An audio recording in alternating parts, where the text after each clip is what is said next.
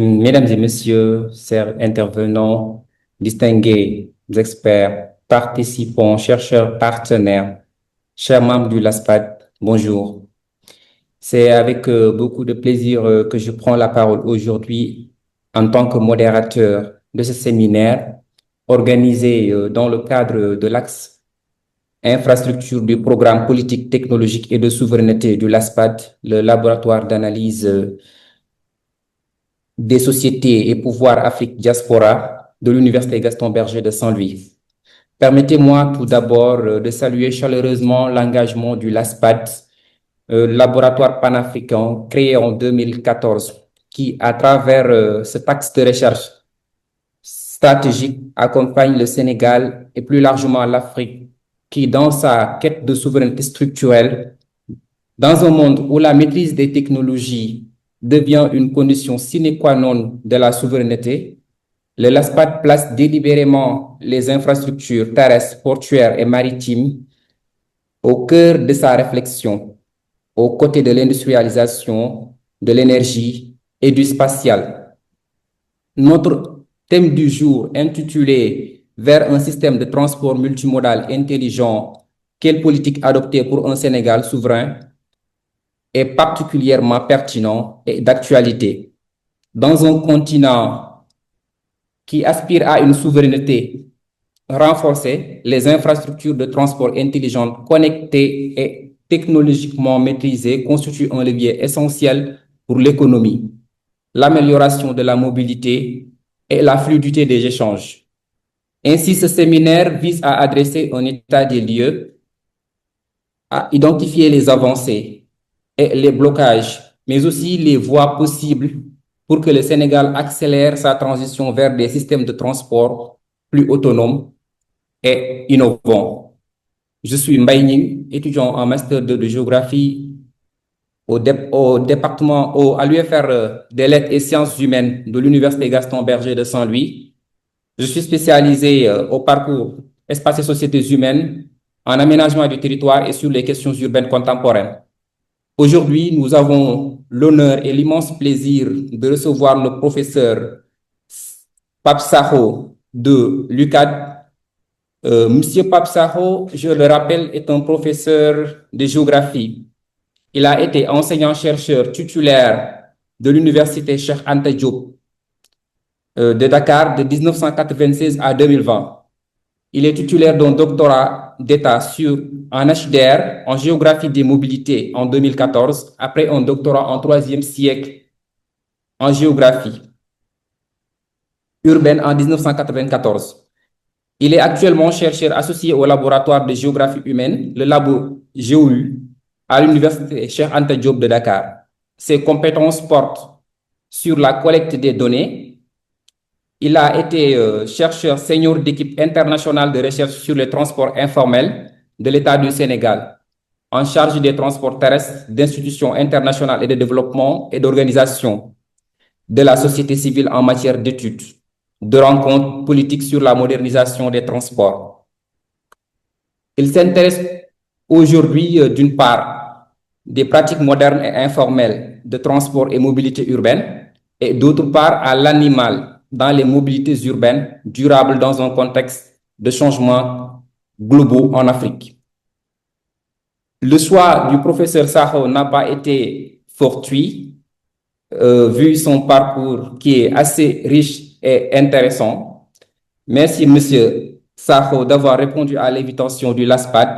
Sans plus tarder, le professeur Sakho nous fera l'honneur de présenter sa communication d'environ 40 minutes, à l'issue de laquelle nous ouvrirons une séance d'échange et de discussion avec le public. Ainsi, je vous passe la parole pour votre présentation. Merci de votre aimable attention et excellent séminaire à tous. Monsieur Sakho, vous avez la parole.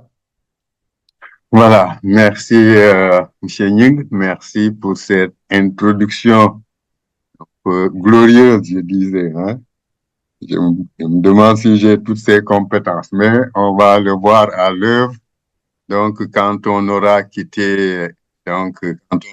terminé cette réunion. Alors, comme vous le dites, pour attaquer le vif du sujet, donc s'agit d'un séminaire globalement sur le système de transport multimodal intelligent. Où en est le Sénégal dans la quête de conquête de souveraineté? Alors, c'était la principale question qui nous vaut cette rencontre. Alors, pour dire que, et ça, je crois que dans les termes même des TDR, donc de ce programme de recherche, donc on peut retenir un certain nombre d'éléments, parmi lesquels trois éléments que je trouve assez intéressants et liés au contexte que nous vivons.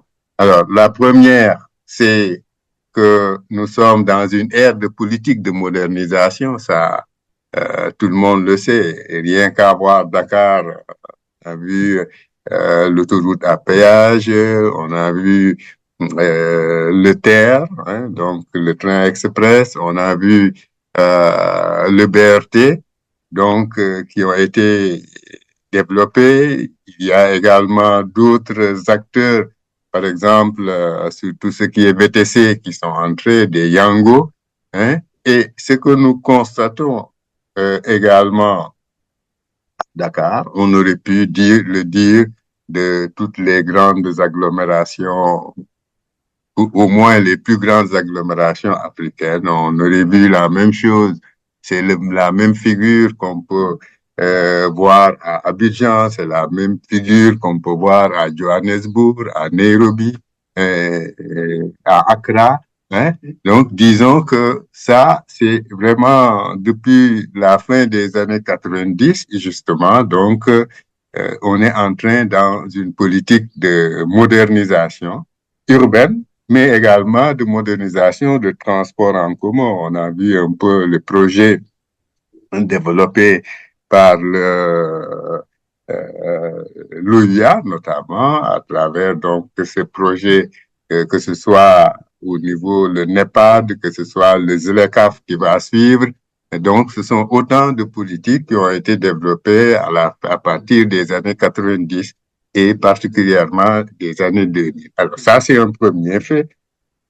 Et tout ceci, disons peut-être, je dirais, pour corriger un héritage colonial, dirons-nous, hein, parce qu'aujourd'hui, on va le voir à travers les cartes, les représentations qui agrémentent le texte, hein.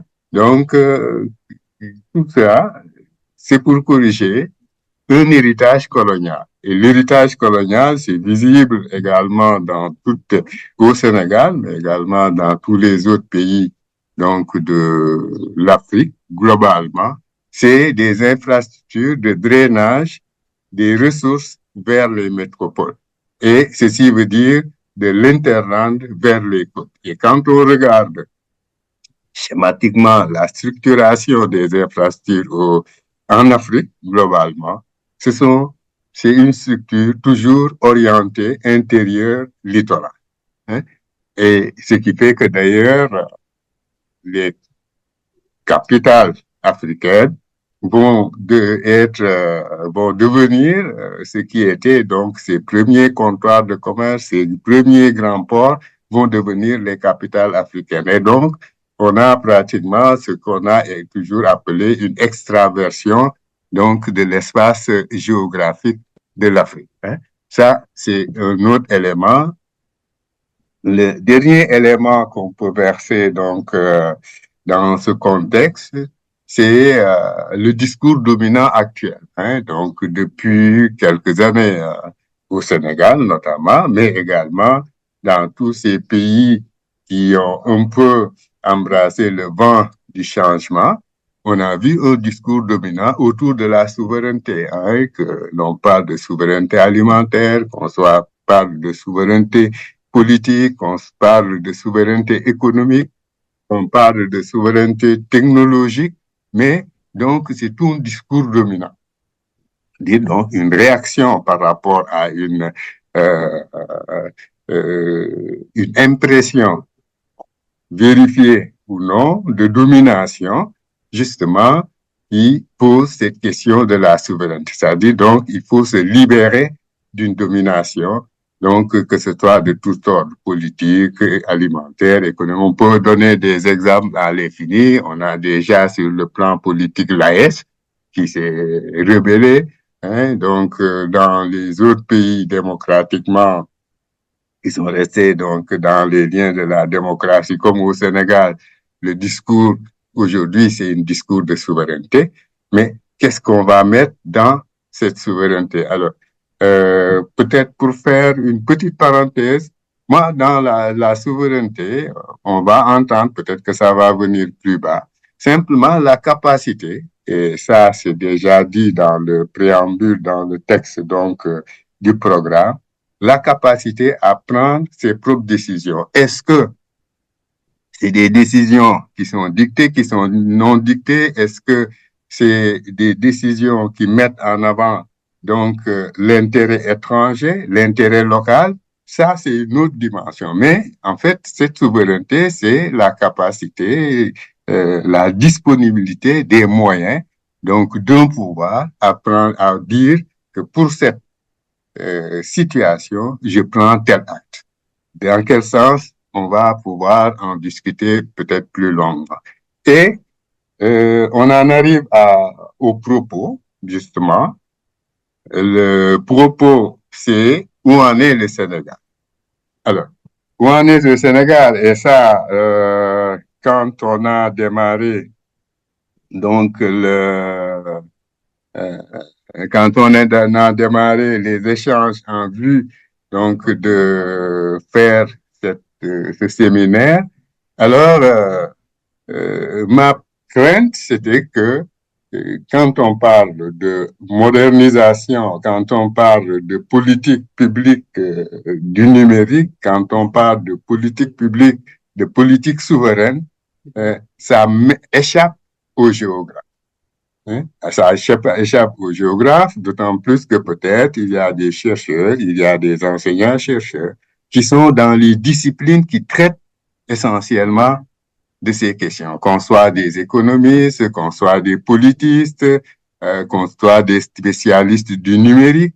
Hein? Donc, ma crainte, c'était que justement le regard du géographe ne puisse embrasser ces points. De telle sorte que pour camper ce qu'on va dire, ce regard, c'est comment le géographe, qui est spécialiste de l'espace, analyse les phénomènes géographiques de l'implantation des infrastructures de transport. Ben, maintenant, au bout, on verra, on pourra échanger quelles sont les solutions possibles, quelle politique développer souveraine, quelle politique du numérique, de digitalisation faudrait-il développer. Et donc, l'objectif, la démarche de cet exercice, hein, l'objectif, c'est d'exposer les résultats de recherche, hein, donc des résultats de recherche à partir de terrain. Hein, ces résultats, ces terrains, bon, je crois que moi, le premier papier que j'ai écrit donc sur ces questions, il y a une vingtaine d'années, c'est en observant les transports, la mobilité, les pratiques des professionnels de transport. Je déjà en les années, je crois, 2000, hein, c'était la rue, un espace de négociation de l'État par les professionnels de transport. Et déjà, on pouvait voir déjà les premiers éléments de ce que on a développé comme étant donc le transport informel. Hein? Des travaux donc par la suite, hein, donc on a, comme a dit justement donc M. Niang, le modérateur, hein, Dakar m'a particulièrement intéressé en deux aspects. Le premier, un aspect, c'est des travaux autour de l'informel, donc l'informel, les périphéries urbaines et les pratiques donc de transport qui se développent. Et le deuxième, c'est les les politiques publiques de modernisation de transport. On a réfléchi sur le BRT, on a conduit des études notamment donc sur le BRT, hein, et Ça, c'est un premier terrain. Et le reste du terrain, c'est le terrain globalement c'est à l'échelle du territoire national. Hein. Bon, parce que Ning disait que la première thèse que j'ai faite portait sur les escales du bassin arachidier et les escales ferroviaires, donc le transport ferroviaire dans les années 90. Hein. Et ensuite, les dernières années, on a encore refait le tour du Sénégal, le bassin arachidier, la zone sud pour analyser toujours la mobilité des biens et des personnes. Et donc, aujourd'hui, ce que je vais vous présenter dans les lignes qui suivent, c'est justement ces résultats. Et ces résultats juste pour susciter la réflexion. La réflexion maintenant sur l'objet de ce programme, les politiques technologiques et les questions de souveraineté. Alors, et la démarche sera de vous présenter trois échelles d'analyse. Hein. La première échelle portera sur l'échelle urbaine, hein, la grande échelle urbaine, et on prend le cas de Dakar, par exemple, comme exemple. Qu'est-ce qui se passe à Dakar? Hein? Ensuite, je prendrai une deuxième échelle, c'est l'échelle du Sénégal. Comment les réseaux sont organisés et comment les politiques orientent donc les transports et bon, quels sont les dysfonctionnements aussi. S'il y a des apports, il y a également des dysfonctionnements.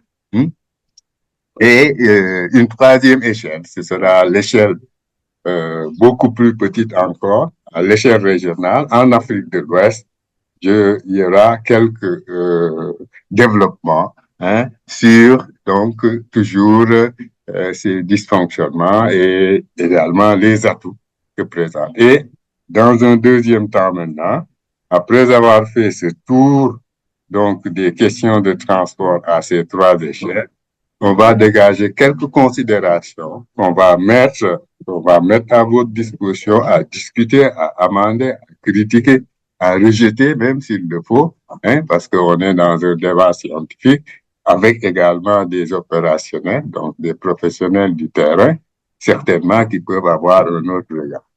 Alors, la modernisation des transports urbains, voilà une photo, deux photos, hein. Vous avez sur la photo de droite, de gauche de l'écran, euh, le tracé du bus rapide transit qu'on appelle le BRT, donc les bus à haut service euh, à haut niveau de service, comme on dirait en français, mais les gens préfèrent utiliser BRT. Hein? Et alors, vous avez donc le couloir de transport en commun, vous avez un car rapide, vous avez donc un taxi, hein? Et au beau milieu, vous avez une calèche ou la charrette avant le passage donc du bus que vous venez en face. Ça, c'est d'un. La deuxième image, celle de droite, c'est une station du train express régional. D'ailleurs, c'est Dalifort. Hein? Vous avez au fond donc de l'image, vous avez la gare, hein, la station de Dalifort. Avec bon, il faisait un peu peut-être, c'était vers le crépuscule avec les lumières que vous apercevez allumées, mais au devant de l'image, vous avez donc des taxis clando, le rabattement. Hein.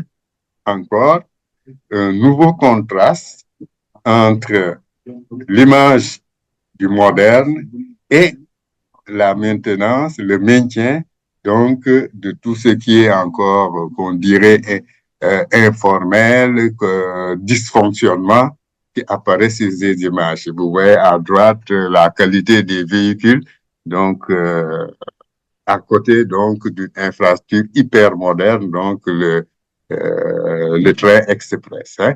Et ça, cette image-là, c'est ce qui traverse toutes les infrastructures ou bien les politiques et l'utilisation de ces infrastructures. Hein? Le premier, bon, je n'ai pas mis beaucoup d'informations sur le premier élément, donc qui va consister le... hein? Oui, ça va, Ning? Non, c'est M. Sall, hein, docteur Amadou Chessa. Excusez-nous parce que j'ai l'impression que vous pensez qu'on voit votre écran, mais en fait, on ne le voit pas, il me semble. Si vous pouviez Ah, partager vous votre... voyez pas? Attends. Donc, il faut que je ressors de l'écran. Je le... Ok, attends, je Voilà. ferme. Oui, après, euh, je ferme et je rouvre. Attendez. Ah non, c'est pas ça. Euh,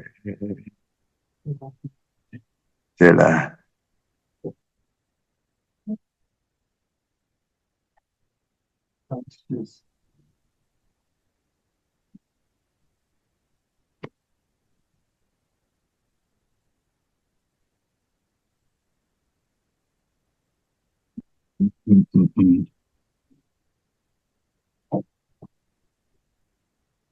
Partager.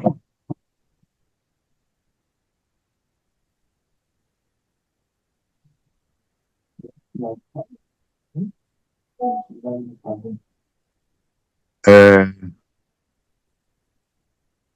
Attendez, je vais le mettre en mode diapo. C'est parfait. Ah, voilà. Je suis désolé, je n'avais pas vu. Oui. Pas de quoi. Désolé de vous avoir coupé. Non, pas de souci. Donc, voilà, donc c'était les premiers propos que j'ai tenus sur l'introduction.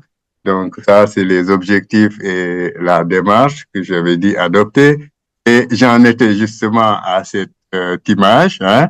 Je vous disais, pour reprendre un peu ce schéma, le contraste de la modernisation donc des transports urbains à Dakar. Hein. Vous avez sur l'image de gauche un axe du BRT, hein, le bus rapide transit, ce qu'on appelle les bus à haut niveau de service. En français, c'est ce qui est utilisé. Et je disais que justement, vous avez sur la voie donc de dégagement du BRT, vous avez un car rapide, vous avez un taxi, et vous avez truc, mais vous avez une charrette au milieu, hein, en train de traverser au moment où donc le bus était en train justement de passer. Ça, c'est un premier contraste. Hein. Le deuxième, c'est la photo qui est à droite. Hein. Vous avez ici, c'est une gare du train express régional, c'est la gare de Dalifort, justement. Alors, bon, il n'y a pas de train, mais par contre, vous avez sur l'image, en haut de l'image, l'intérieur de la gare, avec les lumières qui sont déjà allumées, parce que c'était le soir, hein, qui donne cette image de modernité qu'on a, avec une rampe pour aller sur le quai. Mais vous avez en bas de votre image les taxis clando qui servent de rabattement. Hein.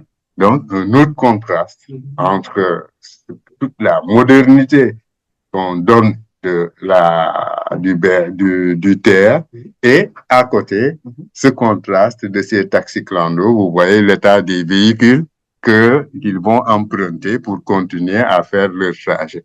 Et là, vous avez au beau milieu du tracé du BRT une charrette qui est en train de passer, bon, je dirais peut-être d'autres. Alors, ça caractérise un peu, je disais, toute l'analyse de la modernisation du système de transport urbain à Dakar, et à la limite même dans les autres grandes villes. Hein. Alors, et on va l'analyser en plusieurs séquences. La première de ces séquences, c'est la mainmise des firmes internationales sur la gestion des transports. Hein.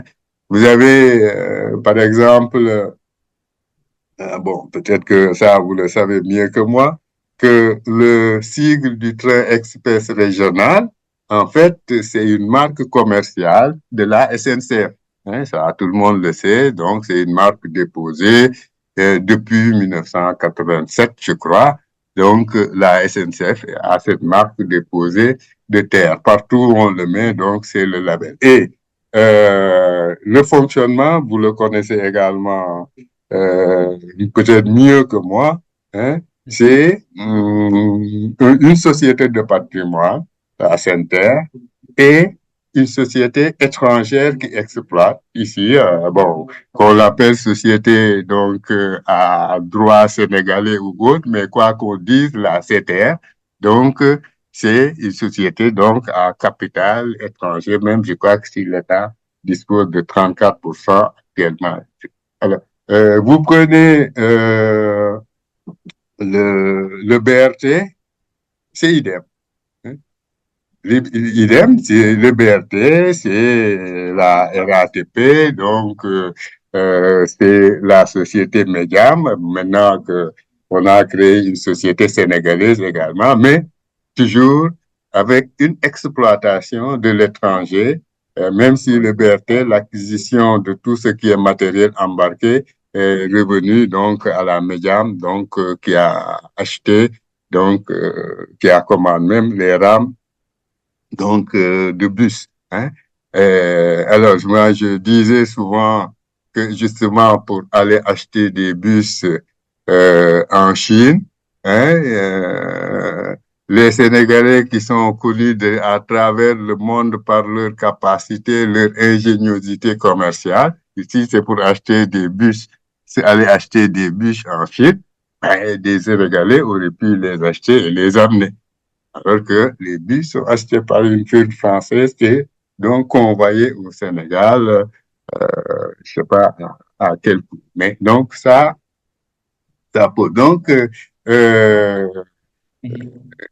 et même, bon, peut-être que Dakar Demdik peut-être échappe actuellement à ce schéma, mais on verra tout de suite la place que Dakar Demdik a maintenant dans le schéma donc du transport urbain à Dakar. Ça, c'était un premier point. Le deuxième point, c'est Dakar, c'est trois réseaux modernes qui s'ignorent.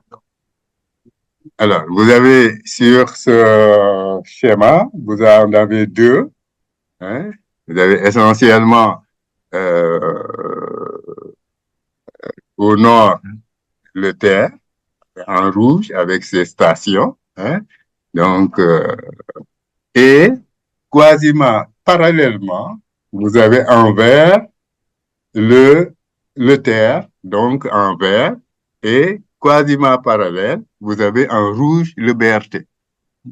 Alors, j'ai posé souvent à mes étudiants, justement, quels sont les deux endroits de Dakar qu'on peut joindre en prenant successivement le BRT et le TER ou le TER et le BRT. C'est l'exercice que je donnais à étudiants. Bon, on va parler de multimodalité, d'intermodalité. Hein? Et là, je disais aux étudiants, voilà, deux tracés. Regardez-moi dans ce tracé, ou bien, c'est presque tous des Dakarois. Je vous dis, je leur demandais, mais vous qui connaissez Dakar, est-ce qu'on a besoin, pour aller d'un endroit A à un endroit B, de pouvoir prendre le BRT et le TER? Voilà. Et donc, en fait, c'était les étudiants d'ailleurs de Diamniadio. Hein, donc, je disais, bon, voilà, ça c'est un exercice. Prenez la carte de Dakar ou bien, vous qui habitez Dakar, dites-moi s'il y a. Et, et comme ils étaient en train d'hésiter, ils étaient en train de chercher, donc l'évidence n'est pas apparente. L'évidence n'est pas apparente. Et je donne un exemple. Ce qui aurait pu faire,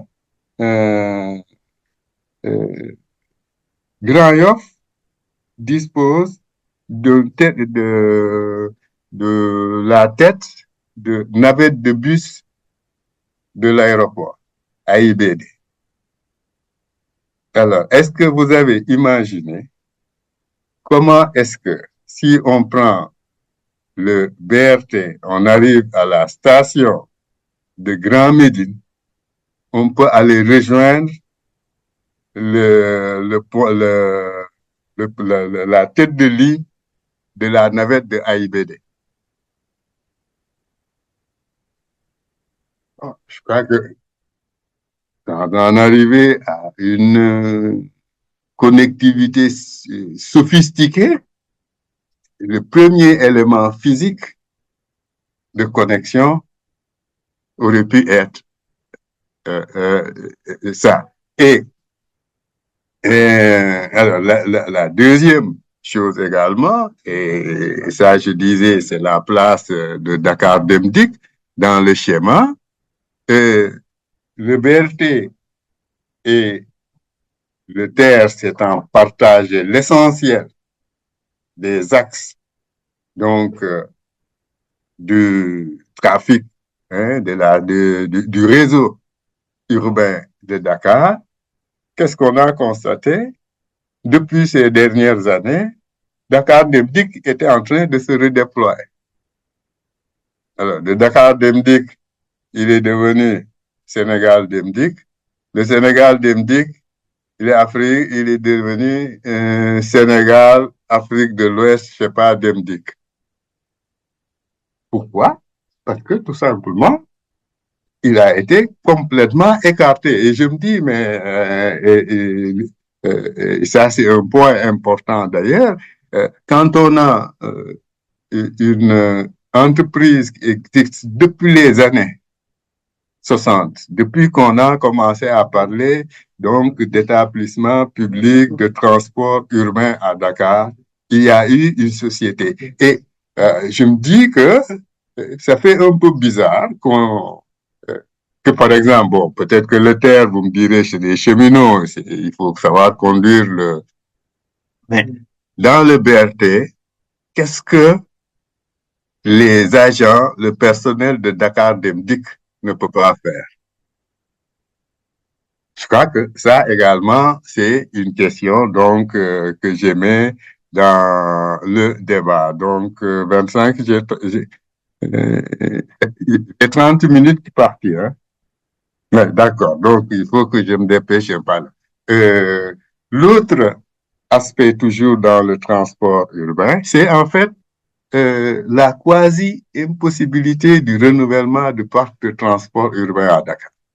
Et si les souvenirs sont bons, les premières négociations avec la Banque mondiale ont démarré en 2002. C'est quasiment un quart de siècle. Aujourd'hui, bon, on discutait avec les gens du CETUD il y a quelques années autour d'un rapport qu'on avait. Quand on a fait le petit calcul, on se disait qu'il restait au moins 1800 cars rapides et Ndiaga encore en circulation à Dakar. Alors que le projet de renouvellement, les premières négociations, je crois que c'était fait en 2002 et à partir de 2005, on a commencé donc à renouveler et maintenant, 20 ans après, on est encore passe de trucs.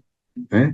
Alors, l'autre aspect qui émerge, c'est donc l'ancrage régional, donc des taxis clandos. Hein. Donc là, j'ai même omis donc les taxis clandestins, qui sont autant que les cars rapides et les Ndiagandiaï à l'ordre du jour. Et là, nous avions fait une enquête à l'échelle de l'agglomération de Dakar, il y a 3 ans maintenant, mais on était arrivé à identifier quelques 169 exactement gares routières. 169 exactement gares routières qu'on a cartographiées et qui donnent donc la localisation de ces gares sur à l'échelle de l'espace donc de la ville de l'agglomération urbaine de Dakar parce qu'on en a jusqu'à Ndiakhirat donc vers le nord, hein, vers Gorom, hein, les plus éloignés vers Yen au sud. Hein, donc, on avait cartographié toutes les gares donc essentielles. Et ceci montre l'ancrage encore de ces gares routières sur de ces gares donc sur le territoire sénégalais, et bon, sur le territoire urbain dakarois. S'il y a ancrage, donc là c'est tout, ça veut dire simplement que il est apparu, et d'ailleurs on a fait des travaux, on a fait des enquêtes, ces enquêtes ont été analysées et on est arrivé au résultat que en fait s'il y a autant de gares, s'il y a autant de taxis clando, et nous, on avait estimé à peu près à 5000 le nombre de taxis clando qui circulent à Dakar. C'est pourquoi? Parce que ça rapporte, et deuxièmement, il est utile. Alors, si on l'utilité et la rentabilité économique, on a deux éléments qui font l'ancrage territorial du clando dans l'espace donc urbain. Hein. Bon, peut-être pour aller un peu plus vite, Nying. Hein? Alors, là, je change d'échelle. J'en viens à l'échelle du territoire national. Ça également, c'est un exercice qu'on avait fait en 2022, je crois, hein, pour mettre dans une carte tous les réseaux routiers qui ont été réalisés jusqu'en 2024 et qui étaient en train d'être repris, notamment donc depuis lors. Hein. Et encore une fois, le problème de connectivité apparaît à travers cette carte. On a l'Ouest complètement irradié, hein, donc il y a une forte densité du réseau, ce qui donc dénote de l'importance de la circulation. Et dès qu'on part de ce quart ouest, de plus en plus, l'Est devient vide. Et quand on parle donc de connectivité, justement, je crois que ça, c'est un problème majeur. Donc, si vous repérez cette carte, justement, qu'est-ce qu'on peut tirer de cette carte? Hein? Alors, non, autant. Je crois que je me suis, oui, j'ai échangé, j'ai alterné, donc interverti deux schémas. Ça, c'était le troisième point que j'avais évoqué, toujours sur avant même de passer donc au réseau. Là, on est à l'échelle du territoire national. À l'échelle du territoire national, ici, on a considéré donc les autres, surtout le transport de marchandises, le transport de personnes à l'échelle du Sénégal. Hein. Donc, alors, la première défaillance, et ça, donc, on le notait depuis les années 2014, quand le beau maraîcher démarrait. Alors, on a toujours soutenu, en fait, que une gare centrale, gare routière centrale, pour une grande agglomération urbaine n'est pas pertinent.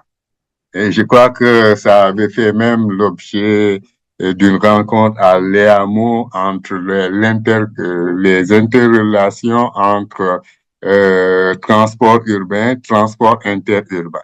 Parce que en fait, la gare routière, elle est peu accessible. Hein? Donc, c'est une gestion donc où certains acteurs ne se retrouvent pas. Et ensuite, et la conséquence est que, et je crois qu'il y a quelques années, je disais à l'ancien directeur de Dakar Demdik que vous combattez l'informel en faisant de l'informel. Parce qu'à l'époque, ils avaient dit que tous les départs pour sortir de Dakar partaient de Beau Maraîcher. Et les premiers qui l'ont enfreint, c'est Dakar Demdik, qui ont commencé à prendre des passagers à partir de Liberté 5 et à partir de Colobane. Alors que c'est eux-mêmes qui avaient dit que tous les bus de transport devaient donc, et en ce moment, ça avait fait un peu de tollé. Les gens ont résisté. Mais aujourd'hui, très peu vont prendre le véhicule à Beau Maraîcher parce que ça coûte cher.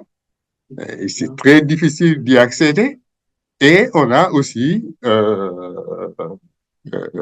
un réseau, moi j'ai dit un parc automobile insécure, mais c'est un parc automobile même qui est à risque pour les usagers. Hein. Prenez les 404 qui datent des années 50 et que l'on voit dans les gares routières. Bon, je crois qu'il y a certaines choses. Alors, et le deuxième point, c'est un développement de modes alternatifs. Hein. Ce qu'on appelle les allotaxis, les wargainde. Alors, d'un côté, c'est illégitime, illégal, parce qu'ils n'ont pas de licence de transport, mais de l'autre, ils sont utiles et populaires parce que présentant un certain nombre de conforts. Hein. Nous qui allions souvent à Saint-Louis, on jetait nos dévolus sur les allotaxis qui nous prenaient chez nous, qui nous amenaient à l'université et qui nous ramenaient donc à Dakar après avoir fait des sessions et dans un certain confort. Maintenant, s'il y a le risque, c'est la conduite, mais ça relève du code de la route. Hein. Alors, et le troisième aspect, c'est la desserte maritime et aérienne du sud, comme j'appelle, de Ziguinchor, en particulier, pour le nommer. Et là, on a, bon, et là aussi, de l'expérience quand on démarrait en 1900, en 2008, je crois, oui, l'université de Ziguinchor. Alors, il y avait Air Sénégal, je ne sais plus, Sénégal Airlines, et un petit transport privé, comment ça s'appelle, Transair, qui était un transport privé d'un Sénégalais. Et finalement, aujourd'hui, qu'est-ce qu'on apprend? Que Transair a fait faillite. Et Air Sénégal, qui l'avait concurrencé sur la distance, il ne se porte guère mieux. Et d'ailleurs, je vais revenir sur cet aspect-là dans les quelques minutes qui suivent. Alors, là, il y a également un problème. Hein? Je parlais quelque part de dire qu'est-ce qu'on fait de nos champions nationaux, comme on les appelle.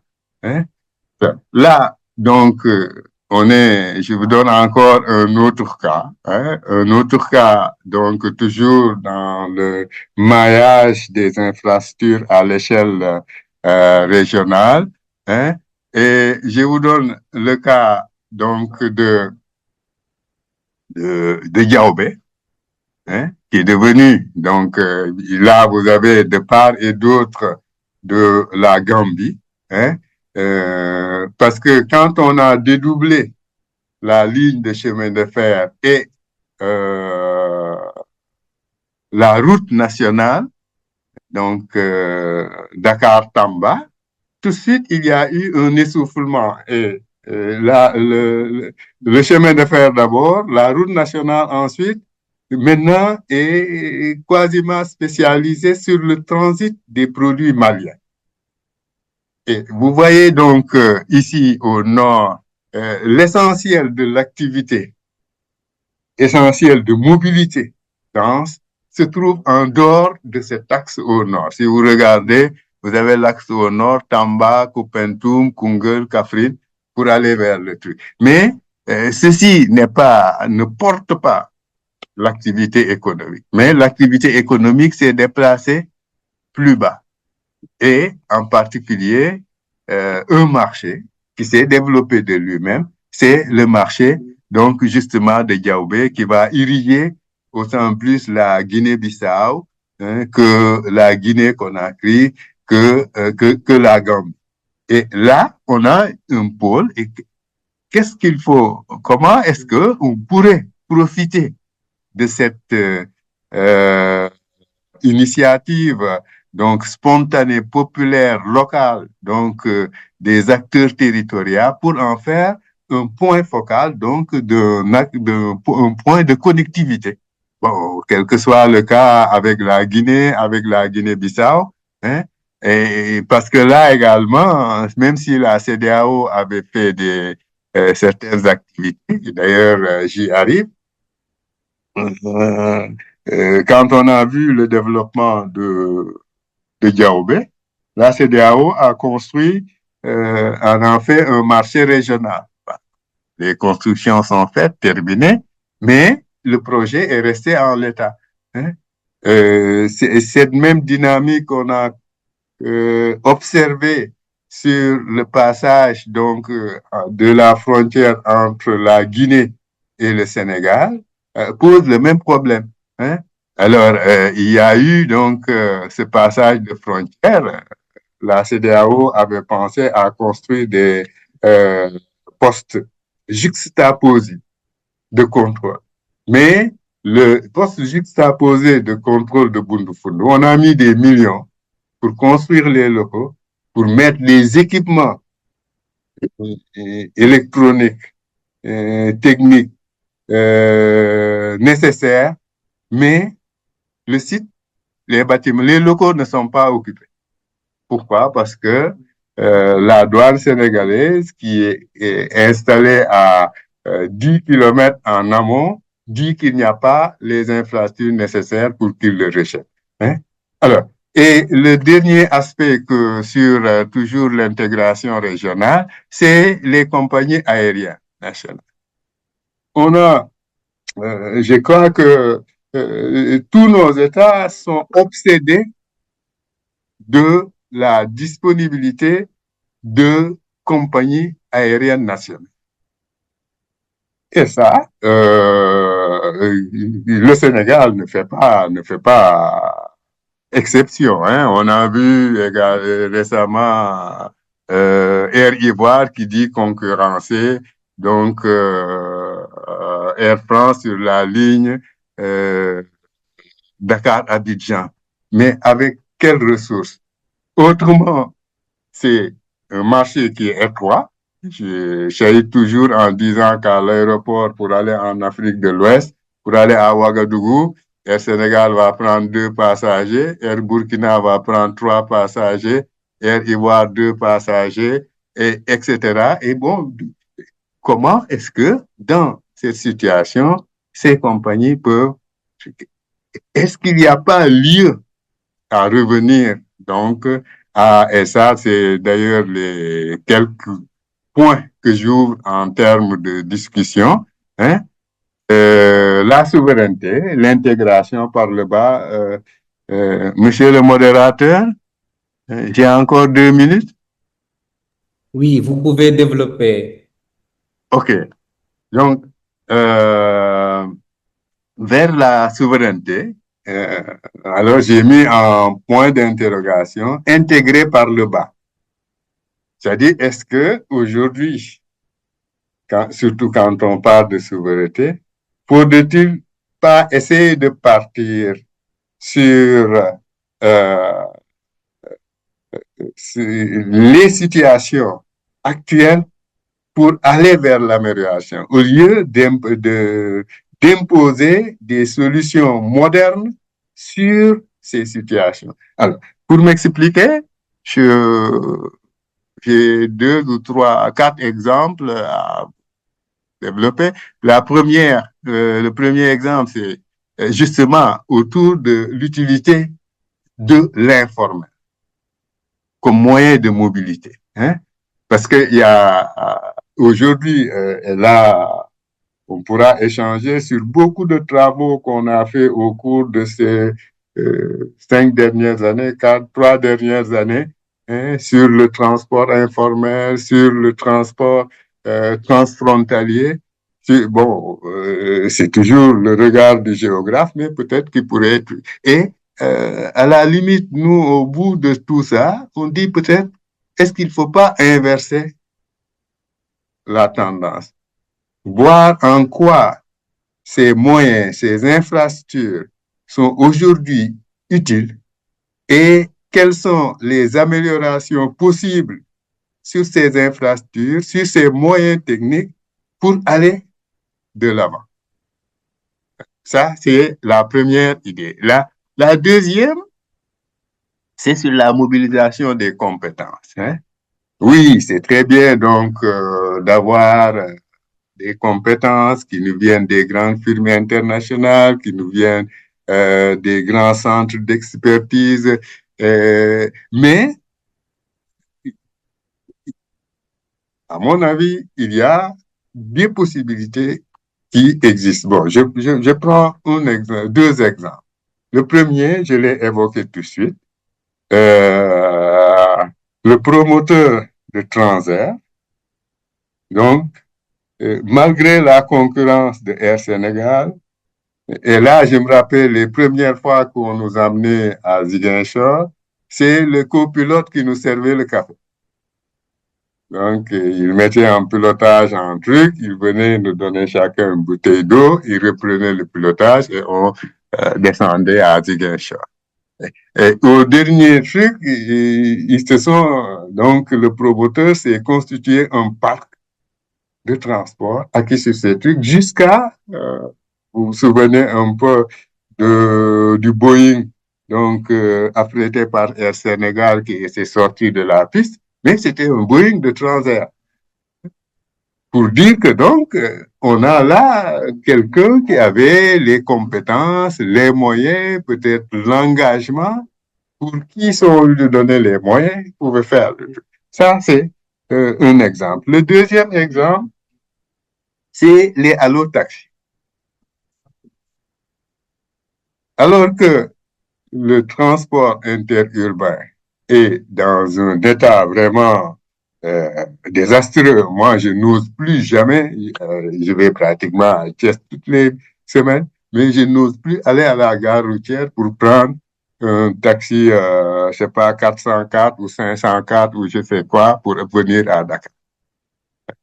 Quels que soient les risques, je vais appeler un allo-taxi qui vient me chercher dans le confort, avec tous les risques, bien sûr, et illégal également, mais qui a les moyens. Et si ces acteurs se sont investis dans le transport, moi, je me dis que ça ne sert à rien de les combattre, que d'essayer de trouver un moyen de leur trouver un champ de légalité pour que c'est des véhicules qui sont beaucoup mieux en état, c'est des jeunes qui s'investissent dans le truc, dans le transport, malgré s'ils sont dans l'illégalité. Mais je me dis que on ne peut pas les laisser continuer à les combattre alors que ils apportent quelque chose. Et toujours là, on revient à l'utilité.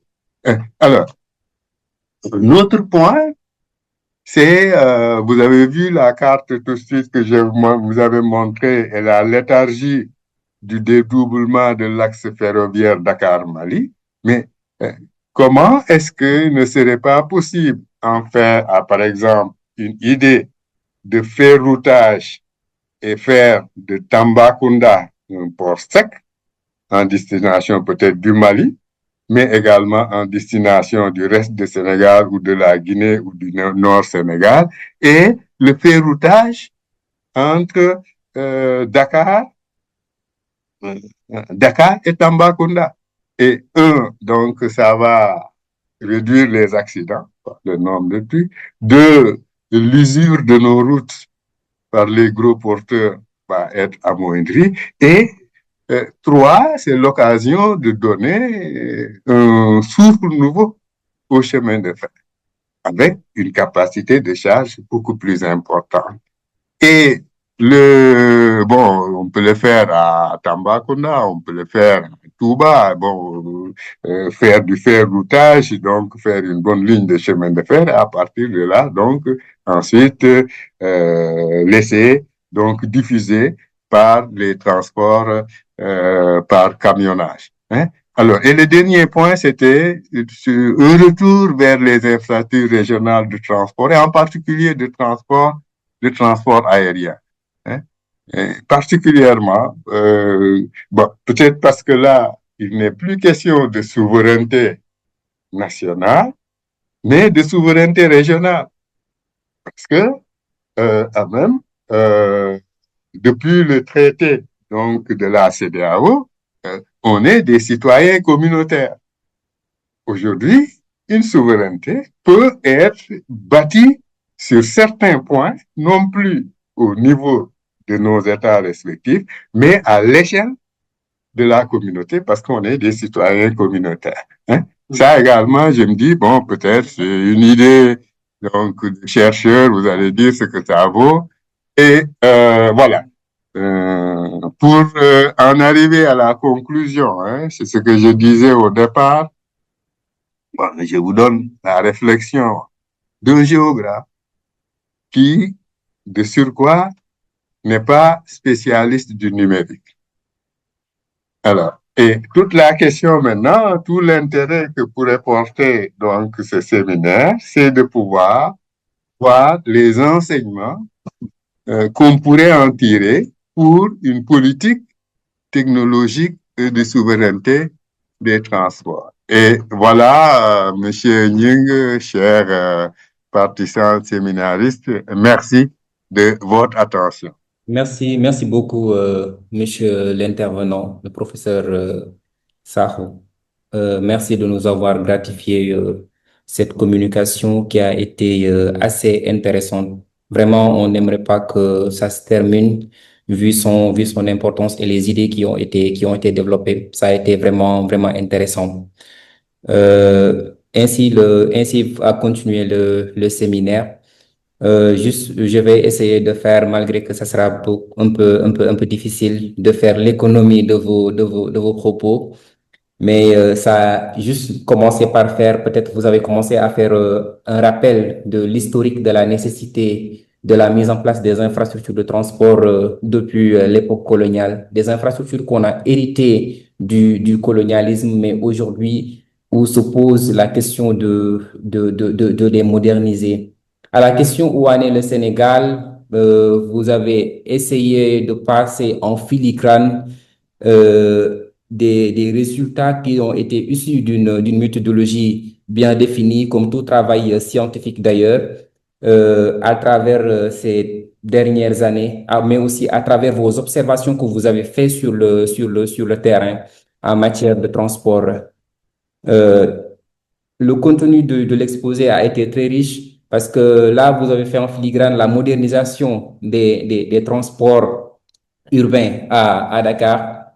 Vous nous avez aussi parlé de la mainmise des firmes internationales dans la gestion des transports, des réseaux modernes aujourd'hui qui s'imposent comme le TER, le BRT et la compagnie Dakar Demdik. Aujourd'hui, quelle est la place de l'informel dans ce système de transport? Le transport aujourd'hui à la commande et la question de la digitalisation. Vous avez aussi tantôt évoqué quelque chose qui a été assez intéressant, c'est la question de l'aménagement du territoire et les réseaux de transport, la question du déséquilibre territorial aujourd'hui qui a par souci de corriger ces inégalités et, comment dirais-je, d'améliorer l'accessibilité et la mobilité, l'État a mis en place ces infrastructures pour assurer la circulation des biens et des personnes, ce qui a été assez original et intéressant. Vous avez aussi évoqué la question de l'intégration régionale ouest-africaine des transports. Aujourd'hui, où en est l'espace ouest-africain de manière globale sur l'implantation de corridors qui vont relier les différents pays. Mais aujourd'hui, l'émergence des compagnies aériennes nationales et l'impossibilité face au pari de l'étroitesse du marché, mais aussi de la concurrence. Vous avez passé en filigrane la voie vers la souveraineté qui est intégrée par le bas, le top-down, avec la reconnaissance de l'utilité de l'informel dans le secteur, mais aussi comment mobiliser les compétences des champions économiques et technologiques locaux au Sénégal, mais dans l'espace africain, je parle ouest-africain, africain de manière générale, je parle en connaissance des promotions de centralité des plus nationales géographiques, par exemple, comment essayer de développer les régions de l'intérieur du Sénégal qui sont aujourd'hui un peu marginalisées dans ce système de transport multimodal.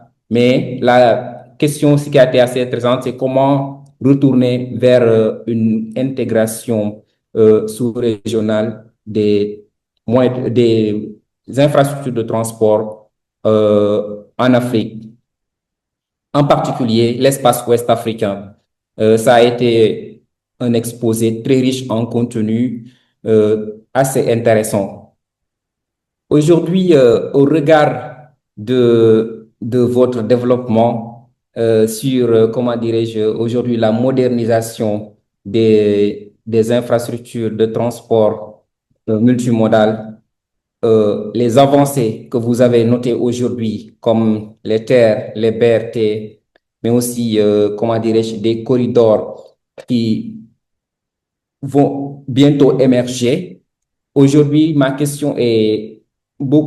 première question est beaucoup plus figée sur le contexte général au regard de tout ce que vous venez de développer sur aujourd'hui l'état de l'art sur la problématique.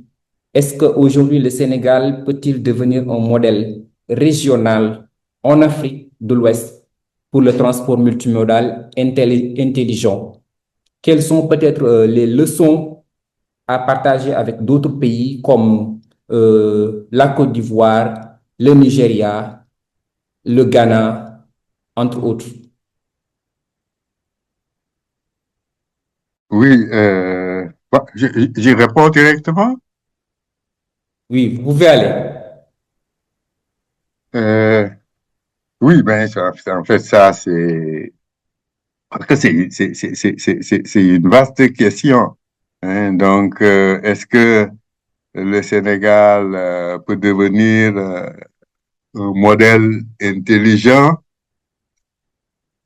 Bon, en fait, tout le problème, c'est ce qu'on va mettre dans l'intelligence, justement. Bon, parce que un modèle, il est intelligent quand il répond aux besoins de manière optimale. Parce que des fois même, bon, les gens utilisent intelligent pour dire tout de suite le numérique, l'IA ou autre. Mais en fait, l'intelligence d'un système bon, peut-être que l'IA, c'est euh, une puissance multipliée par 10 de cette intelligence. Mais l'intelligence, c'est quand le système a simplement cette capacité de truc. Ce qui devient, bon, peut-être un exemple, hein, ce qu'on pourrait dire, c'est les systèmes de transport qui est mis, en fait, euh, que ce soit en Côte d'Ivoire, que ce soit au Sénégal, que ce soit aujourd'hui au Nigeria, hein, pratiquement les grandes capitales africaines répondent, bon, à ce modèle néocolonial de développement donc du système de transport, de l'économie des transports d'une manière générale. Euh, que ce soit au Sénégal, que ce soit à Abidjan ou que ce soit, je sais pas, au Nigeria, peut-être à un moindre niveau de Johannesburg, hein, de l'Amérique, que je dis de l'Amérique, de l'Afrique du Sud, où sur certaines dimensions, ils pensent à prendre cette autonomie donc technologique, cette autonomie politique, mais également cette autonomie technologique. Quand on prend le Sénégal, quand on prend la Côte d'Ivoire, quand on prend le Nigeria, quasiment c'est le même schéma. C'est le même schéma, c'est les politiques, surtout de transport urbain, qui ont été développées à partir des années 90, quand la Banque mondiale a commencé à inciter donc l'ajustement au transport et qu'après l'ajustement au transport, on a commencé à développer des programmes de développement des transports subsahariens. Hein, et tout est parti de là. Mais la question maintenant, ce serait, est-ce que, au vu de ce qu'on a passé au cours de ces 25 dernières années, qu'est-ce qu'on peut en tirer comme leçon? Et pour pouvoir se projeter sur l'avenir. À partir de ce moment, je crois que si on juxtapose les leçons, parce que Je crois que le BRT qui a le moins fonctionné, c'est celui de Lagos. Mais pourquoi, justement, ils ont échoué à Lagos? Alors que, à l'origine, dans les années 2000, quand le président Abdoulaye Wade est allé en Amérique latine, il a visité Bogota et il a vu la manière dont on transportait les trucs. Lors de cette visite, il est revenu au Sénégal, il a dit que au Sénégal, à Dakar, il me faut un BRT. Donc, ça, c'était pas une politique imposée. Et la dernière fois, avec un urbaniste, on se disait, il y a quelques jours, hein, on était ensemble dans sa voiture, on traversait le BRT, donc il disait, mais en fait, ça, c'est du gâchis. On a bien mis la technologie, mais il y avait beaucoup de choses qui étaient superflues, qui auraient permis, par exemple, de prendre le coup. Parce que le BRT, c'est surtout la technologie. Et pourtant, on l'a mis. Hein? Et pourquoi est-ce que donc c'est à ce prix-là seulement que nous, on peut avoir accès à ces produits modernes? Hein? Parce que c'est toute la question. Et c'est à partir de ce moment, je crois que c'est à partir de ce moment que on peut parler de souveraineté. Voilà donc ce qu'on nous a vendu, voilà ce que ça produit, voilà ce qu'on peut demain en tirer. Donc, voilà nous, Sénégal ou nous, Nigeria ou nous autres, voilà comment on pense orienter et aller discuter avec les bailleurs. C'est pour ça que je disais qu'il faut mobiliser les champions nationaux, tant économiques que technologiques. Et à partir de là, aller vers le bailleur, aller vers les firmes internationales, dire, bon, voilà, nous, voilà exactement le produit qu'on veut. À quel prix allez-vous nous faire ça? Et ne pas attendre qu'on nous dise, voilà, on va vous implanter un BRT ou bien on va vous implanter un TER, voilà ce que ça coûte. Ou bien on va vous faire l'autoroute, on fait tout et nous, on tire nos bénéfices et vous restez avec votre infrastructure. Et je crois que là, on a les capacités, on a des champions nationaux économiques, hein, on a des champions nationaux technologiques. Mais ces gens-là, faut les mobiliser. Hein. Je crois qu'il n'y a pas, moi je ne vois pas d'autre schéma que donc tirer les leçons de ces 25 dernières années de modernisation et maintenant de se projeter à l'avant. Hein.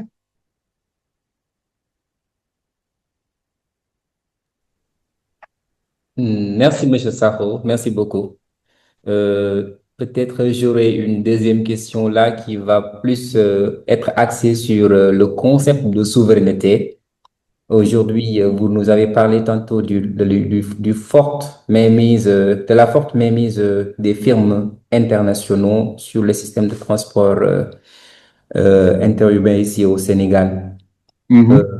Aujourd'hui, la souveraineté telle qu'elle est perçue, est-ce qu'on peut aspirer, le Sénégal peut-elle aspirer ou peut-elle s'exprimer souverain dans un contexte où elle est, comment dirais-je, où elle est, où elle doit forcément s'imprimer sur des firmes internationaux? Oui, merci encore. Oui, bon, moi je suis optimiste, hein, je dis qu'on a assez de ressources euh, qui ressources locales, ressources à l'échelle régionale. Donc, puisque vous parlez du Sénégal, donc face aux firmes étrangères, internationales, si le Sénégal peut bien, parce que pour moi, en fait, la souveraineté, c'est de savoir ce que l'on veut. À partir de notre réalité, savoir ce que l'on veut et se donner les moyens de porter nos besoins face aux partenaires. Parce que pour moi, la souveraineté, ce n'est pas s'enfermer, hein? Ce n'est pas l'isolement, ce n'est pas vivre en vase clos. Mais la souveraineté, c'est simplement quand j'ai un problème, je peux l'analyser et je peux exprimer les besoins face à des partenaires, à des bailleurs de fonds, à des firmes internationales. Et c'est ce qu'on disait tout de suite. On en a pris des cas. Je vous disais déjà, bon, il y a Transair à l'époque qui a galéré pendant longtemps, qui était parvenu même à prendre son envol. Je crois que ces dernières années, qui ont connu des difficultés. Je vous ai parlé les allo-taxis, hein, qui aujourd'hui, et même en matière de technologie, c'est pas très avancé, mais aujourd'hui, vous-même, pour quitter Saint-Louis, pour venir à Dakar, bon, je suis pas très sûr, mais je suis à 90% sûr que vous venez par allo-taxi, vous l'appelez, il vous ramène dans des conditions beaucoup plus. Mais pourquoi on n'exploite pas cela? Alors, un troisième aspect, toujours, c'est ces possibilités de s'exprimer souverainement. Quand on parle de mobilité durable, de ville inclusive, alors, j'ai montré une première image sur le truc où la charrette était en train de traverser le BRT, hein? Mais cette première image, en fait, est édifiant qu'il y a dans la ville et tout de suite, je suis sûr que si j'ai donné à commenter cette image-là, les gens vont me dire que Dakar se ruralise. Je dis, une ville ne se ruralise pas. Une ville, c'est une ville où c'est la campagne. Elle peut pas alors, du coup, c'est pas que Dakar se ruralise, mais la charrette dans la ville est un besoin pour certaines, pour une certaine population. C'est un besoin pour certains espaces urbains. Bon, vous allez dans tout nouveau lotissement, hein, dans les périphéries urbaines, tous les produits, tous les marchandises, tous les matériaux sont transportés par des charrettes. Pourquoi? Parce que aucun propriétaire de camion ou de véhicule ne va s'aventurer à aller perdre son camion, donc qui s'enlise ou bien qui entre dans des trucs. Mais donc, dès à partir du moment où ce moyen de transport est utile, il fait partie du fonctionnement de la ville. Donc, il n'a plus rien de rural. Et pour aller plus loin sur cet aspect d'ailleurs, en parlant de villes inclusives, de villes durables, de villes vertes. Mais aujourd'hui, on parle de plus en plus, surtout dans nos périphéries, que ce soit à Saint-Louis ou à Dakar ou ailleurs, hein, on parle d'une agriculture urbaine saine, hein, à la limite, agriculture urbaine biologique. Hein. Mais pourquoi ne pas créer, en fait, une filière qui va être une chaîne de valeur? Parce que la charrette, donc, utilise un cheval, les crottins du cheval peut être utilisé comme fumure, vendu toujours c'est dans les périphéries, vendu aux maraîchers, les maraîchers qui l'utilisent à la place des pesticides et donc qui produisent un aliment sain, des produits maraîchers qui sont sains parce que ils ont complètement produit hors donc de l'utilisation donc de pesticides ou bien d'autres engrais chimiques ou autres. Mais c'est des exemples comme ça qui peuvent être développés, bon, qui sont très locaux, qui coûtent pas truc, qui intègrent le paysage urbain, ben, le jour où donc l'urbanisation va pousser, ils vont aller un peu plus loin. Hein.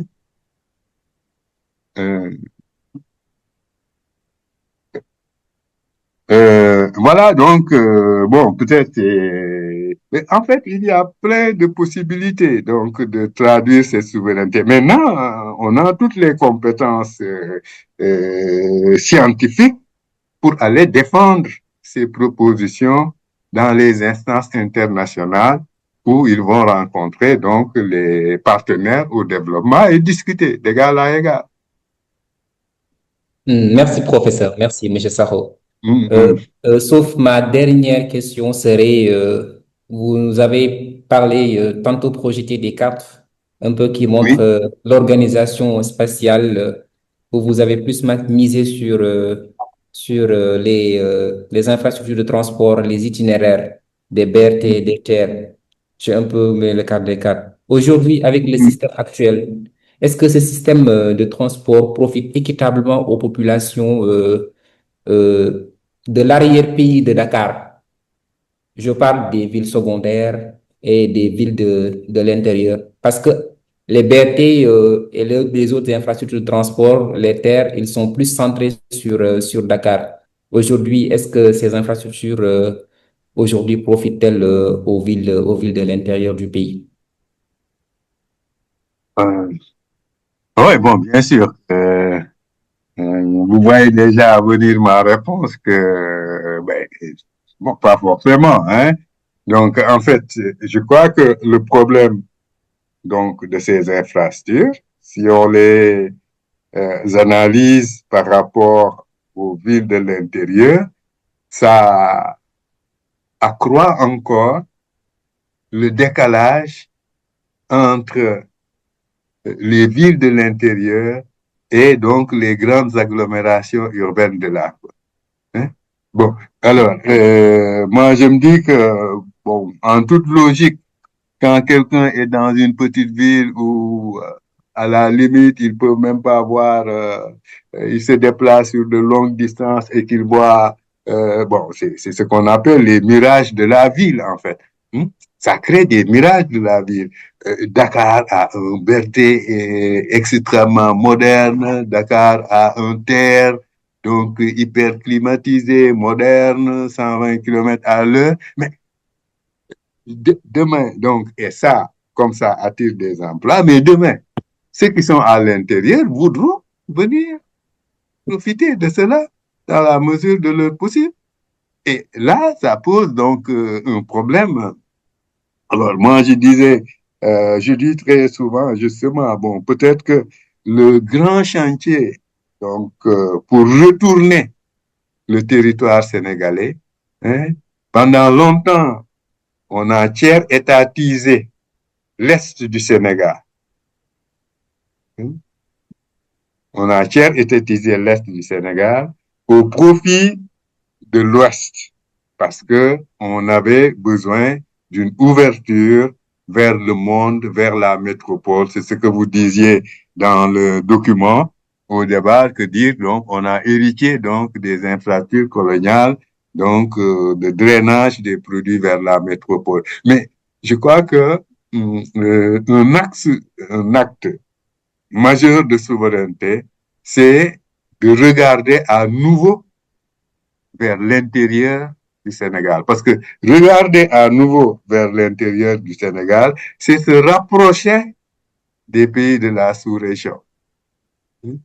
Une centralité, donc ce que je disais, bon, une centralité fonctionnelle, pas géographique, mais fonctionnelle à Tambacounda servirait largement à ouvrir le Sénégal, mais servirait largement également à rapprocher le Mali et par ricochet le Niger, le Burkina Faso et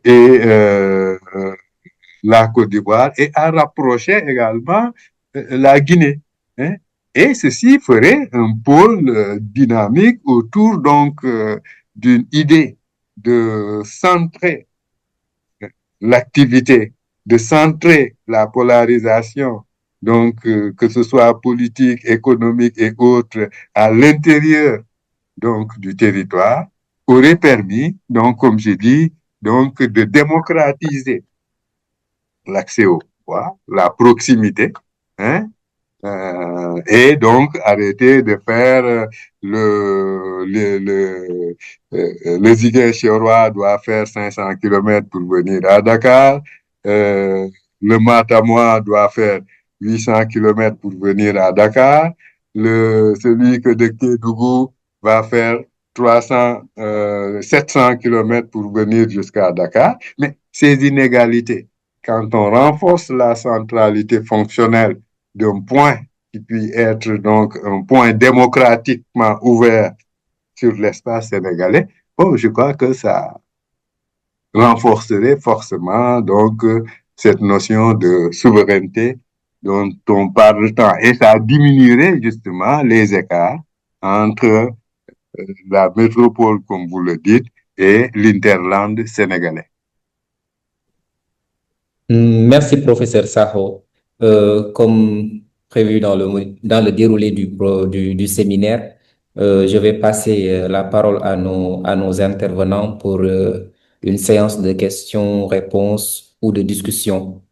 Le micro est ouvert. La parole est donnée à qui la veut, aux participants.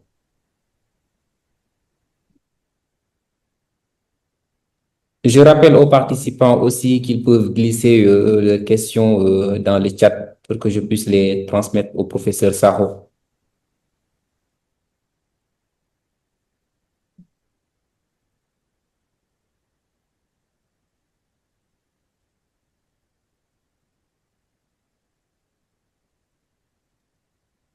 Bonjour, Monsieur Sakho. Monsieur Sall, vous avez la parole.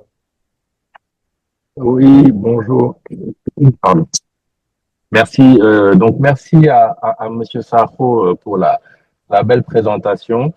Hein, donc, docteur Amadou Siressa, je pense que nous avons eu à échanger un peu. Donc, je suis directeur scientifique en charge de l'axe politique technologique et souveraineté dans lequel s'inscrit ce séminaire. Et donc, au nom du LASPAD, je vous remercie vraiment d'avoir accepté cette invitation, hein, et d'avoir pris part à ce séminaire-là dans lequel vous partagez vraiment des informations clés, hein, et très intéressantes de ce qui nous a justement amené à la situation dans laquelle nous sommes. Donc moi-même ayant une expérience assez avérée dans le domaine des infrastructures, en particulier du chemin de fer, je pense que ce sera plus une contribution. Donc j'ai été directeur technique des chemins de fer pendant 8 ans, travaillé sur pas mal de projets, notamment le projet de port sec de Tambacounda dont vous avez parlé. Et donc, et vous avez raison, vous avez raison. Ça veut dire que c'est vraiment l'objectif est de pouvoir créer un hub au niveau de Tambacounda pour justement desservir le Mali, mais également les autres bases minières, notamment, hein, et phosphatières qu'il y a au niveau de Matam, de Kédougou, etc. Donc, mais je pense que le principal problème qu'il faut adresser, c'est le problème du financement. C'est le principal problème. Donc, il y a d'une part le financement et d'autre part un aspect institutionnel qu'il faut aussi régler parce que justement, il est important de pouvoir mutualiser différents secteurs. Ça veut dire, vu qu'on est dans de la multimodalité, quand on prend le transport ferroviaire tout seul, par exemple le TER, clairement, il est structurellement déficitaire. Ça veut dire que l'État du Sénégal est obligé de venir systématiquement en subvention. Donc, ce qui est à la longue intenable. Donc, je pense qu'il faut un peu se calquer sur le modèle qui a été fait en Guinée avec le projet de Simandou, où là, ils ont construit près de 2000 kilomètres de rails, je pense, mais qu'ils ont intégré dans une plateforme logistique. Donc, c'est un projet intégré qui prend en compte justement l'exploitation des mines, hein, donc du Simandou, avec le transport de ce matériau lourd-là par voie ferroviaire. Et c'est ça qui permet de rentabiliser le projet. Et donc là, je pense qu'on doit être sur un modèle similaire.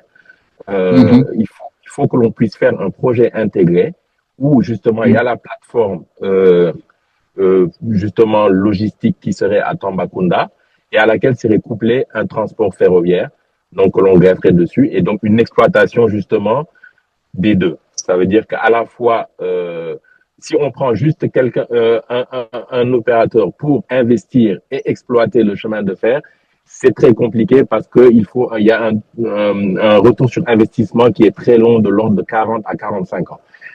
Donc, c'est pour ça qu'il est très difficile de trouver des partenaires strictement privés et qu'il est souvent demandé à l'État du Sénégal ou à n'importe quel État de contribuer fortement.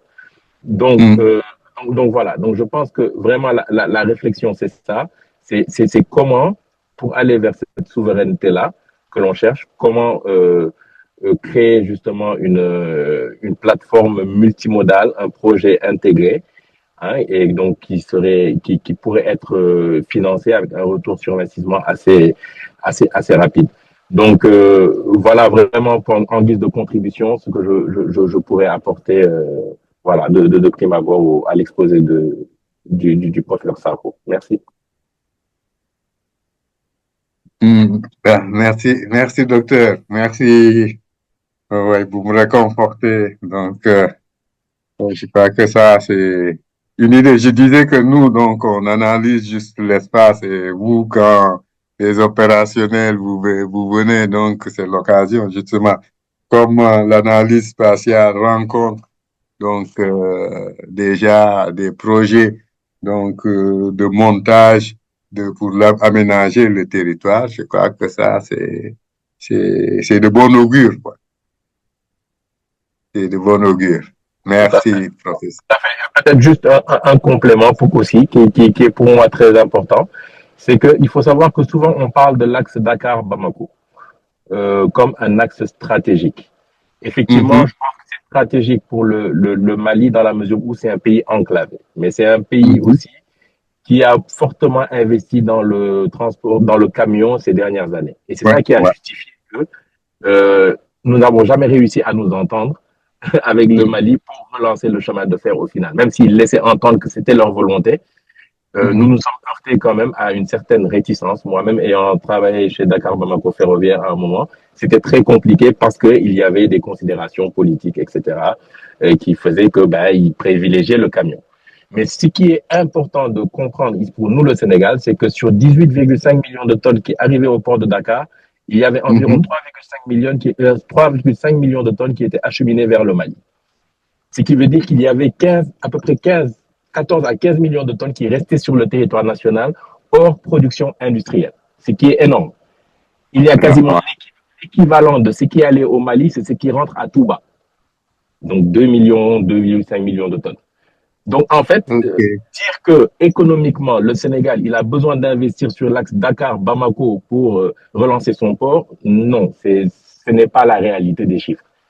Il y a 3 millions de tonnes et donc on ne peut pas se permettre. Et c'est pour ça que maintenant, vous entendez parler que de l'axe Dakar-Tamba, avec une plateforme logistique à Tamba, parce que si on investit, par exemple, entre Tamba et Kidira, qui est à la frontière avec le Mali, finalement, ce tronçon-là ne servira qu'au Mali.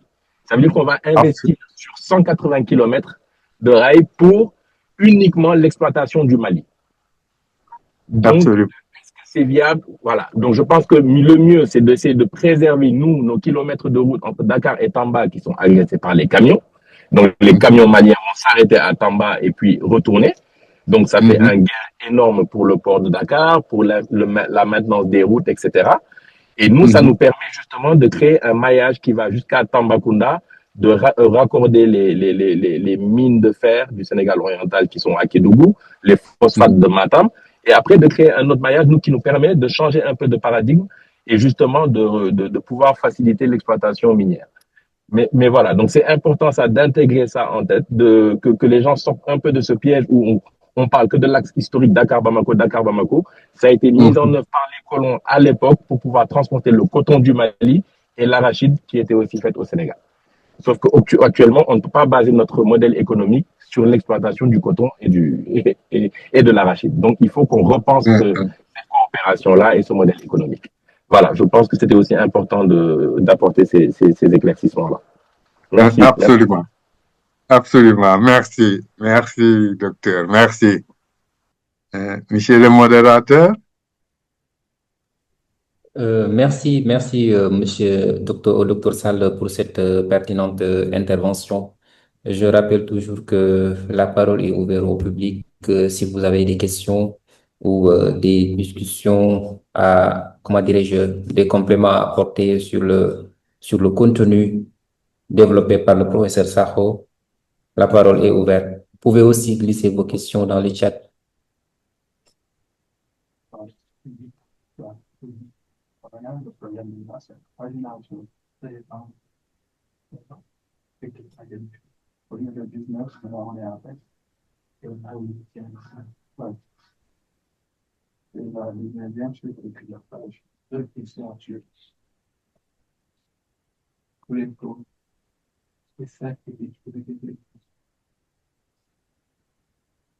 Sauf professeur, j'avais peut-être une petite contribution à apporter parce que le docteur Sall m'a un peu mâché sur la langue. Ma contribution était que durant tout le long de votre argumentaire, j'avais moins senti l'aspect des financements aujourd'hui, où en est le Sénégal dans le financement des systèmes de transport intelligent. Mais aujourd'hui, la nécessité de promouvoir des ressources humaines pour assurer cette quête de souveraineté. Mais j'avais aussi moins senti l'impact social des infrastructures de transport. Tantôt, quand vous nous parlez qu'il y avait des espaces marginalisés, ça a sûrement des impacts sur les sociétés. Oui, c'est vrai que j'ai pas voulu trop parler de financement parce que bon, comme c'est pas mon champ de compétences, bon, peut-être aligner des chiffres tirés dans la littérature.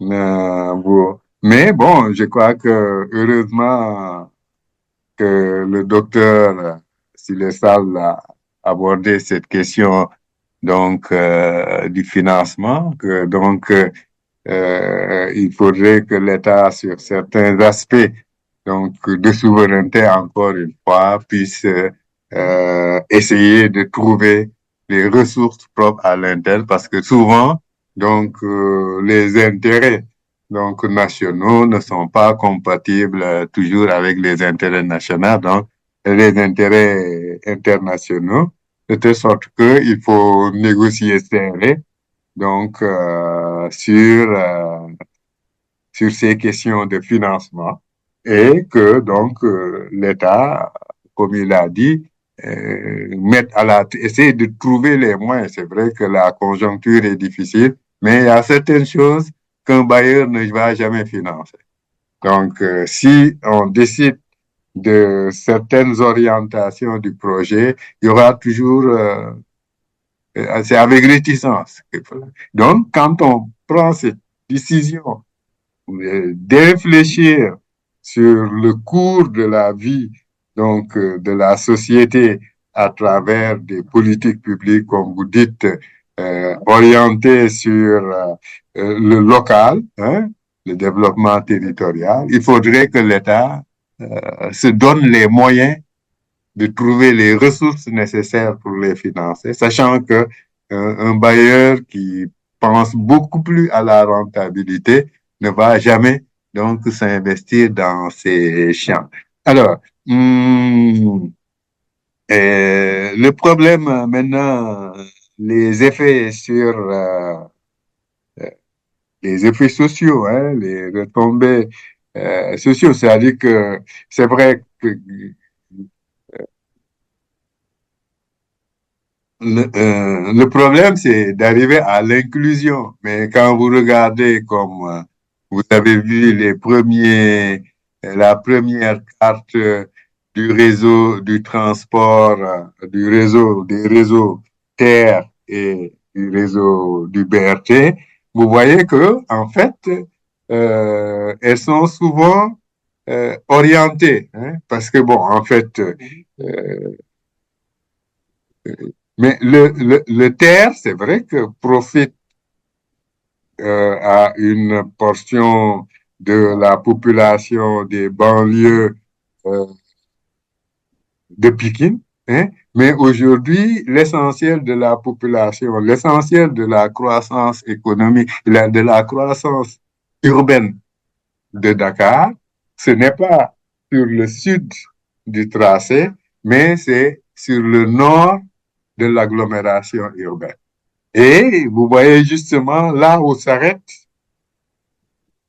le BRT s'arrête à Guédiawaye. Hein.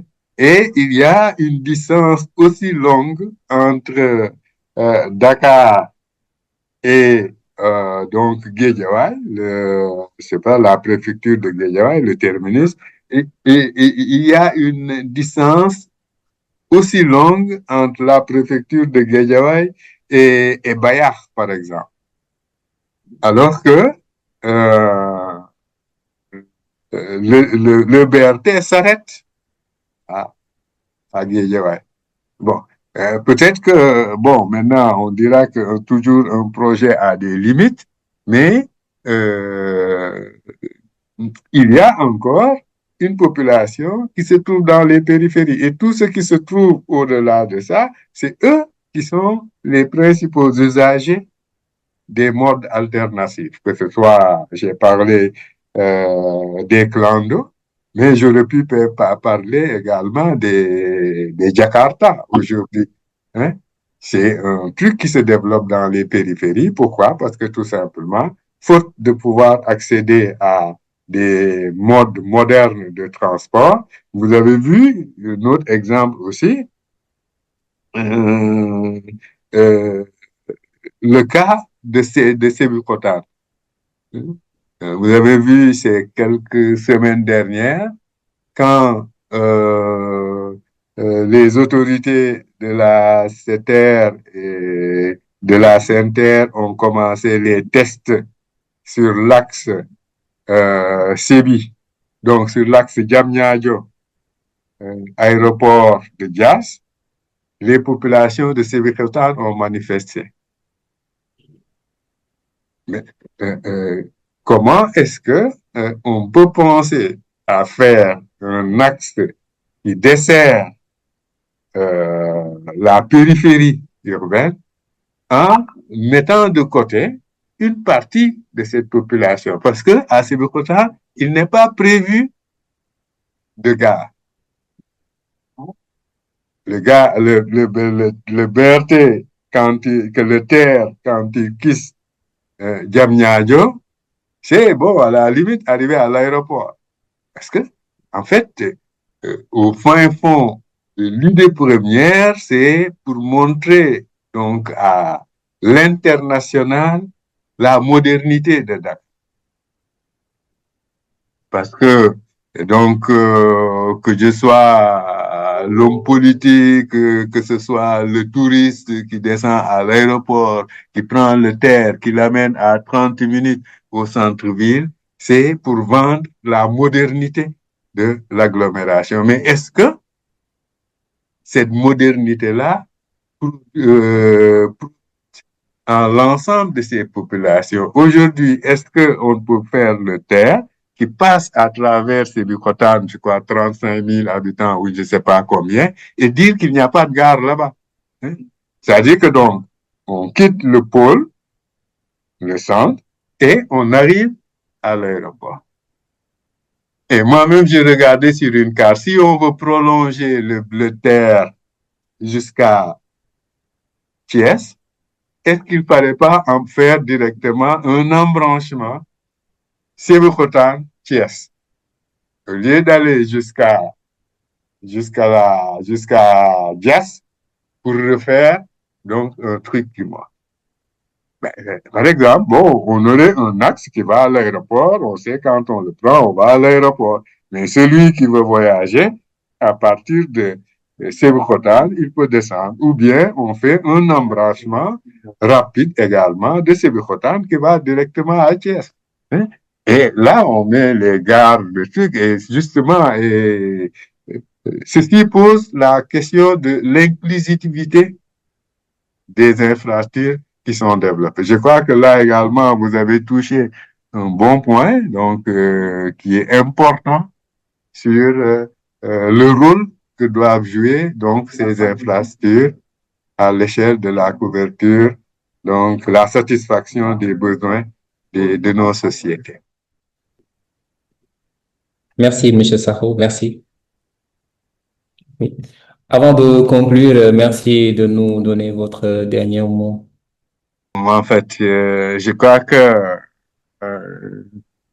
le dernier mot, c'est juste donc remercier donc l'ASPAC pour avoir pensé donc à une question cruciale, c'est-à-dire que donc faire un peu de la prospective pour pouvoir bâtir le demain, hein, donc euh, je crois que c'est un élément de politique important et ça participe à donner donc les capacités donc aux politiques à mener justement une politique souveraine à partir donc d'une analyse donc comme je dis toujours parce que bon peut-être vous tous vous êtes donc des ressources scientifiques de renom. Bon, je crois que en multipliant ces séminaires, en donnant la parole donc à des chercheurs pour qu'ils partagent ce qu'ils vont y trouver, c'est à partir de ça que peut-être il sera possible hein, donc de recueillir les éléments qui sont peut-être les plus pertinents, les discuter et essayer de les intégrer donc dans des je sais pas des fiches ou bien je sais pas des policy briefs et peut-être pouvoir informer donc les politiciens justement les autorités politiques pour qu'ils en font un peu donc quelque chose qu'ils ont dans leur gibecière si jamais donc quand ils vont dans des rencontres internationales pour pouvoir défendre donc dignement et donc la position donc de nos États. Et je vous remercie vraiment donc de nous avoir donné la parole cet après-midi. Merci, Monsieur Sakho, pour cette belle présentation que vous venez de nous gratifier. Le LASPAD a été très honoré de vous recevoir aujourd'hui comme intervenant de ce séminaire. C'est nous qui vous remercions. Merci d'avoir répondu à notre invitation. Merci, merci et au revoir. Ça a été un plaisir.